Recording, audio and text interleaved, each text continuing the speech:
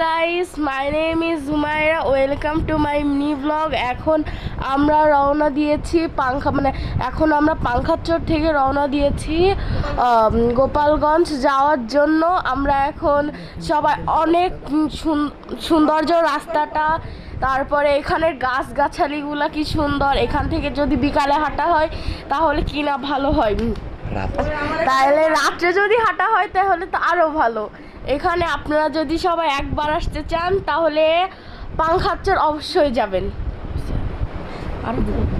ঠিক আছে, এখন আমরা যাচ্ছি, সবাই অনেক এনজয় করতেছি। আপনারা যদি অবশ্যই এখানে আসবেন, আসলে কিন্তু আমাদের এখানে আমাদের লাইক সাবস্ক্রাইব সব করতে হবে। আমি আর বলতে পারতেছি না, কি বলবো। এই তো আমরা চলে যাচ্ছি আমাদের মন্তব্যস্থানে। বলতে পারতেছি না, আমার সমস্যা। ও হ্যাঁ, ওই যে আমাদের পিছনের গাড়িটাও আসতেছে, তো ওভারটেক করবে আমাদের সাথে। আচ্ছা, আমি অফ করো।